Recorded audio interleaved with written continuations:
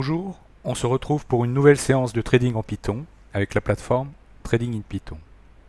Cette séance est dédiée au paramétrage de l'indicateur technique SAR, Stop and Reverse Parabolique.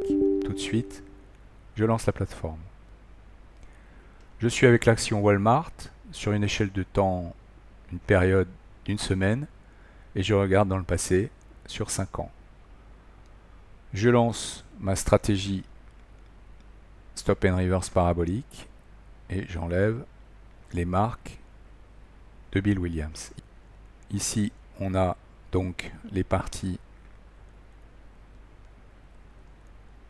de hausse détectées par cet indicateur technique et les parties de baisse détectées par cet indicateur technique. Les paramétrages du SAR s'effectuent ici avec les trois paramètres base step, max step et on va dire la fenêtre de volatilité, c'est-à-dire en fait une moyenne glissante, une fenêtre sur une moyenne glissante qui permet donc en fonction de la volatilité du marché de s'adapter et de filtrer les signaux.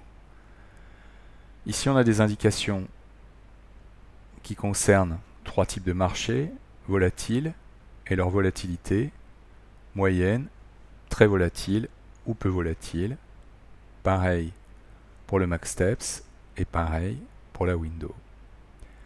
Je vais donc pouvoir essayer des paramètres en fonction de ce que je souhaite réaliser et sur quel marché je souhaite trader. Je relance mon graphique et je vois qu'ici j'ai filtré un certain nombre de signaux que je pouvais considérer comme étant des signaux perturbateurs. Avec les valeurs par défaut, on avait effectivement des détections de tendance baissière dans ces creux, ce qui n'était pas forcément en correspondance avec mon trading.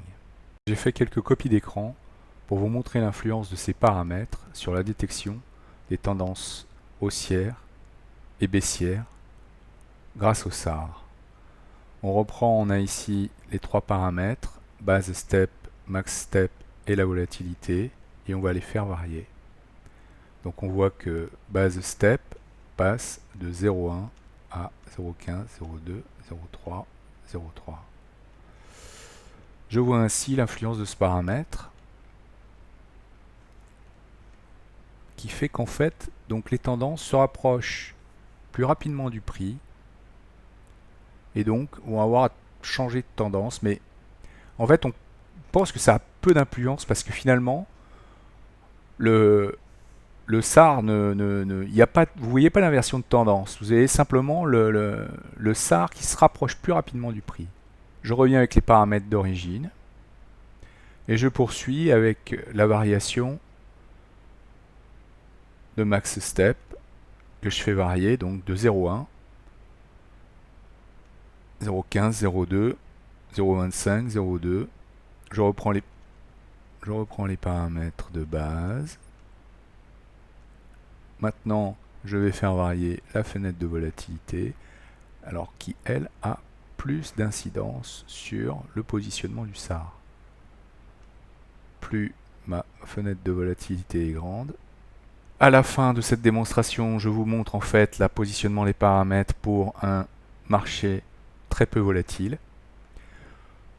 Peu de volatilité signifie peu d'échanges, signifie peu de variation du prix, et on remarque qu'avec ces paramètres du SAR, effectivement, l'action de Walmart est parfaitement décrite.